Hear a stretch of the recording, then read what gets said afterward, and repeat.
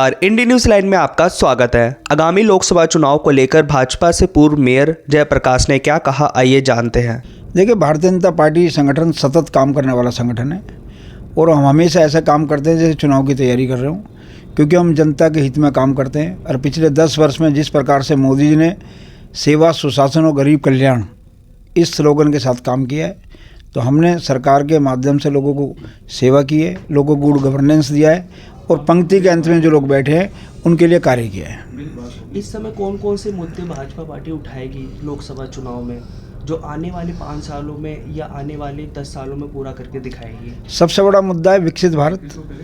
ये देश विकसित बने, ये देश अग्रणी बने और आने वाले समय में हम आर्थिक दृष्टि से तीसरी शक्ति बने। हर जितने भी प्रकार के फ्रंट हैं वहाँ भारत अग्रसर हो और विश्व में भारत का नाम हो, वो सारे हमारे विषय हैं। और गरीब कल्याण हो, किसान के घर में खुशहाली है, मजदूर के घर में रोटी पके और सबको रोजगार मिले, ये हमारे देश के माननीय प्रधानमंत्री मोदी जी के नेतृत्व में कार्य चल रहे हैं।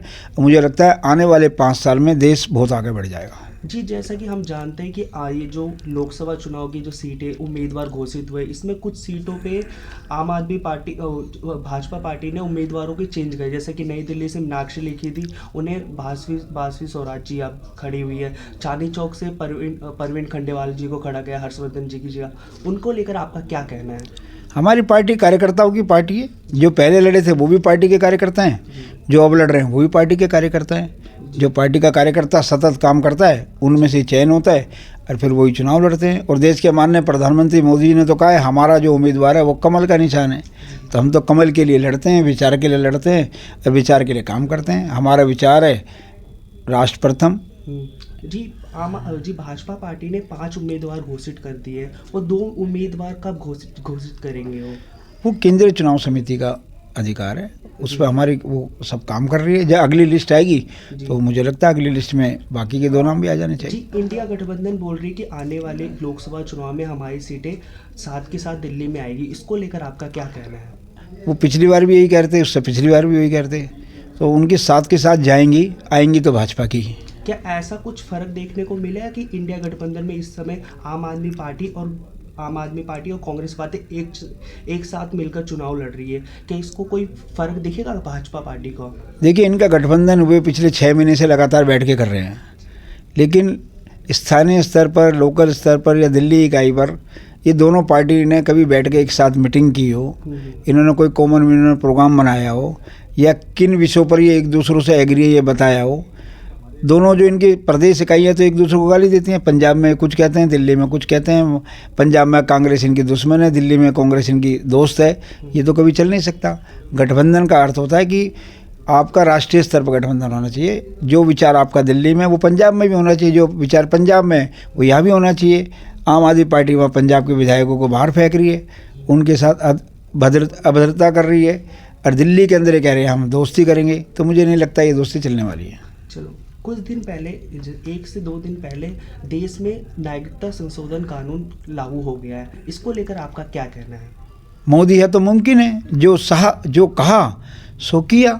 ये कानून काफ़ी लंबे समय से लंबित था और मोदी जी के शासन में ये कानून बना और अब इसको लागू कर दिया गया। जितने भी लोग हमारे देश से बाहर हैं, जिनको इस देश की नागरिकता मिलनी चाहिए, अब ये उन सब के लिए खुशी की बात है।